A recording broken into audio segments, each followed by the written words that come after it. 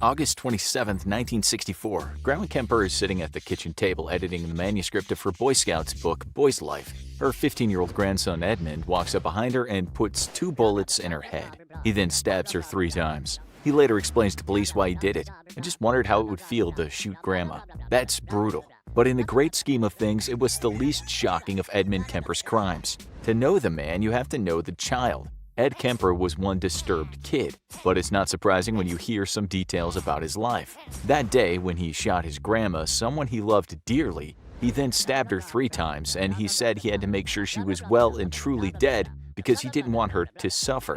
After that, he carried the body up to one of the rooms, and he waited for his grandpa to get home from grocery shopping duties. When he heard a car pull into the driveway, he greeted this man he also loved dearly. With shopping bags in his arms, Grandpa Kemper smiled widely and said, "Hey, buddy." Ed later told the police, "When he turned, I placed the rifle this far." He used his forefinger to demonstrate the distance from the back of his head and shot him.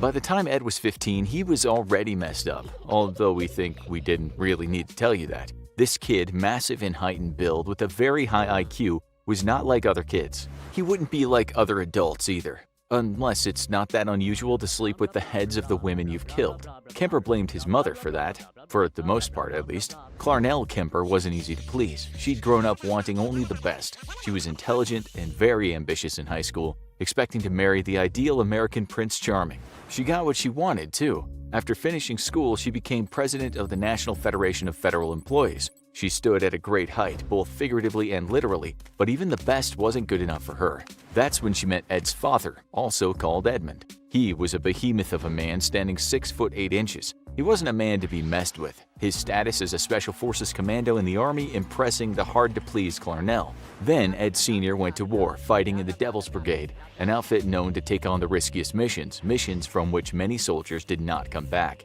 In one such mission, fighting against an elite German squadron, he was only one of 23% of his battalion to come back alive. When he got back to the U.S., to Clarnell, he was wounded both physically and mentally. He was a changed man, no longer the dashing soldier that Clarnell admired. He was downbeat and depressed, having discovered hell on earth in the war. She became disappointed in him, crestfallen that her hero was all too human. He later said that facing his nagging wife was more difficult than facing the German elite soldiers. The atomic bomb testings were nothing compared to living with her, he said, adding that she did more damage to him than 396 days and nights of fighting on the front did. You might wonder, why are we telling you all this? The answer is, this story can't be told without knowing something about Clarnell. Leaving her out would be like talking about a malignant tumor and not mentioning the cause of cancer. On December 18, 1948, their second child was born. His name was Edmund Emil Kemper III. He was the malignant tumor, the product of a cancerous relationship.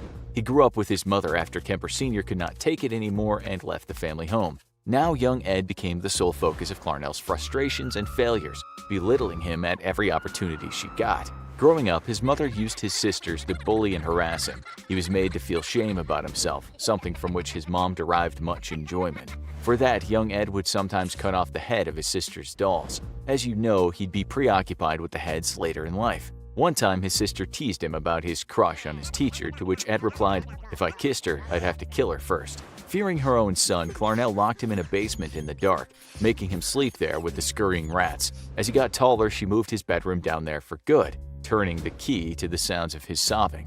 There, he fantasized about violence, once beheading the family cat on his return upstairs. He kept the skull in his closet. Meanwhile, Clarnell tried and failed to meet a man that lived up to her very high expectations. For all her woes, she blamed Ed, the product of the man that had left her. Ed cried for days on end, pleading with his ma to let him go live with his pop. His father eventually took possession of young Ed, although he quickly moved the teenager in with his parents, Edmund Sr. and Maud, where they lived on a farm. They adored the child, showering him with love and gifts. One of those gifts was a .22 rifle, which, unbeknownst to them at first, Ed used to kill just about every single animal in sight. When summer came, he was returned to his mother. He later went back to the farm a changed boy. He killed more animals with that rifle, after which his granddad confiscated it. You know what happened next. Ed was subsequently sent to a psychiatric institution. There, doctors remarked on Ed's friendly demeanor and high intelligence. He was called a sociopath, but a boy with outstanding qualities who could use those qualities for good in the right environment. All the time, Ed was well aware of how to manipulate the doctors that treated him. After all, his IQ was near genius level. At age 21, he was released and sent back into the heart of the furnace that founded him, aka his mother's house. Almost immediately, they had what he later called vicious battles. He got a job working for the California Highway Department and also got his own place. Still, his mother kept tabs on him, calling him nightly to complain. Ed called her a manipulating, controlling beast, echoing what his father had said. Something was about to blow. May 7, 1972, Ed, now 6 feet 9 inches tall, weighing in at 280 pounds, was driving his car down the freeway when he spotted two young women hitchhiking. They were Marianne Pesci and Anita Lucchesa. He then picked them up, although somewhere on the journey they realized he wasn't going in the direction that he said he would go in. He then stopped the car at a quiet area and got into the back seat. There, this huge man put handcuffs on Pesci and took Lucchesa out to the trunk. He later remarked of sitting with Pesci in the back. I was really quite struck by her personality and her looks, and there was just almost a reverence there. There was absolutely no contact with improper areas. He said what bothered him, though, was the fact that he might have accidentally brushed up against her breast. Embarrassed, he said to her, "Whoops, I'm sorry." This was a man that was about to kill her. Just after the apology, he put a bag over her head and stabbed her to death, slitting her throat at the end of the attack. He then went to the trunk and did pretty much the same to Lucchesa. But the act of killing wasn't what actually thrilled Ed. He wasn't a sadist, per se. What he wanted was complete control over his victims' bodies. The killing was just a necessary act for what he wanted to do later. He took the bodies back to his apartment, where he dissected them and beheaded them, later remarking how he heard a little pop when their heads came off. Again, he told detectives there was absolutely no contact with improper areas, although this was certainly a lie. Ed said he just sat there looking at their heads when at one point one of them fell off a chair and made a loud noise on impact with the floor. He later told the detectives, "The neighbor hates my guts. I'm always making loud noises at night. He gets a broom and whacks on the ceiling. Buddy, I say, I'm sorry for that. I dropped my head. Sorry. That helps bring me out of the depression." He also said that he had fallen in love with Pesci, or what remained of her. He went back to the grave where he buried part of her, talking to her like a boyfriend. He told detectives that he was well aware of his twisted psyche. He knew what he had done was demented, but it just felt right to him. He then said words that have gone down in history. "When I meet a pretty girl, one side of me says, I'd like to talk to her, date her. The other side of me says, I wonder what her head would look like on a stick." Just for you serial killer geeks out there, these words were once wrongly attributed to Ed Gein in the movie American Psycho. Ed told police he didn't have the confidence to actually meet a woman and start a relationship. Instead, he made dolls out of them. They were more manageable that way. It was only a matter of time before he made another doll. On September 14, 1972, he picked up another hitchhiker. She was named Aiko Ku. He killed her and then went for a beer at the local pub. Halfway through his beer, he couldn't resist going back to look at the victim in the trunk of his car. He said he admired his catch like a fisherman. He did with her what he'd done with his first two victims. He buried most of the body parts, but he saved her head. When he went to see a psychiatrist for one of his regular appointments, her head was in his car trunk. This is what the psychiatrist wrote in the report that day. "If I were seeing this patient without having any history available or without getting the history from him, I'd think we're dealing with a very well-adjusted young man who has an initiative, intelligence, and who is free of any psychiatric illness. I would see no psychiatric reason to consider him to be a danger to himself or to any member of society." A second psychiatrist that day added his own thoughts. "I would consider it reasonable to have a permanent expunction of his juvenile records." The doctor added that he was glad Ed had gotten rid of his motorcycle, something he said was the only threat to himself or anyone else. Ed's record was wiped on those recommendations. He then went back to live with his mom after getting injured at work. In January 1973, he picked up Cindy Shaw. He snuck her body into his mom's house and dissected it the next morning after draining it of blood in the bathtub. When he finally buried the head, he put it in the garden facing up to his mother's bedroom. He later said he did that because his mom always wanted people to look up to her. Now that a few young women had gone missing in the same area, police told students not to get in cars with strangers. They still did, though, and on occasions with Ed. One reason was the fact he sounded so articulate and with his spectacles looked quite academic. But also because, due to her work, his mother's car had a university car park sticker on it. In February, Ed killed two more women. They were Rosalind Thorpe and Allison Liu. He did the same with them, playing with his dolls when his mother was sleeping in the next room. Later, he explained to police why he was so fascinated with the heads of his victims. The head trip fantasies were a bit like a trophy. You know, the head is where everything's at. The brain, the eyes, mouth, that's the person. I remember being told as a kid you cut the head off and the body dies. The body is nothing after the head is cut off. Still, part of him knew he had to stop. Ed Kemper knew he was crazy. He understood the duplicity inside him. Maybe he thought one particular trophy might end my madness. April 20th, 1973, it was then that Ed finally decided to fight the demon he'd been fighting all his life, his mom. That night, she'd arrived home drunk as usual. Ed walked into her room as she was reading a book. He just stared at her, and she said in a belligerent manner, "I suppose you're going to want to sit up all night and talk now." He walked back out of the room.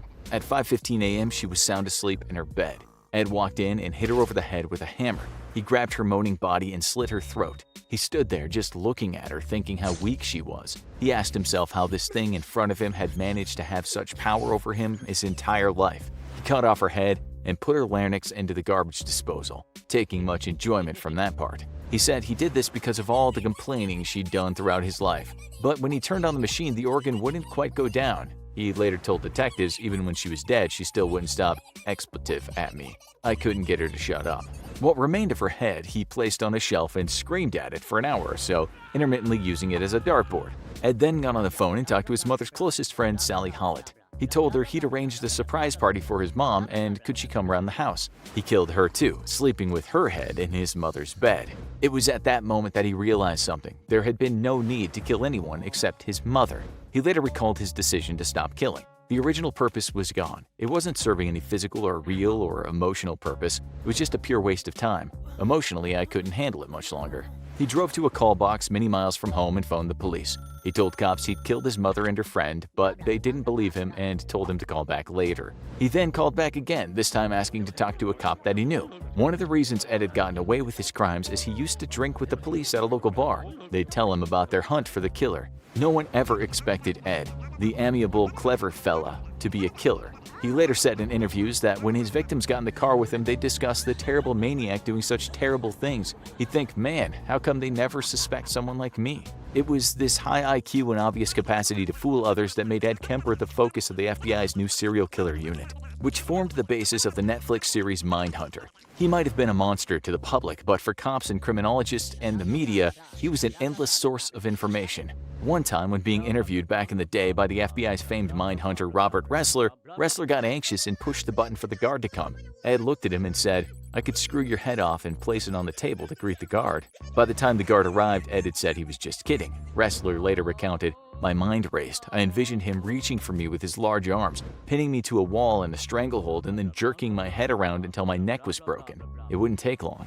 Ed asked for the death penalty and to be executed prior to torture, but he didn't get his wish. He was imprisoned and later on a few occasions denied parole. He once said, "Society's not ready in any shape or form for me. I can't fault them for that." The last time he was denied parole was in 2017, and he won't get his next hearing until 2024. He'll be 76 years old. He's always been considered a model prisoner, but it's likely even as he approaches the twilight of his life, he'll remain behind bars. Now you need to watch how serial killer profilers actually catch serial killers.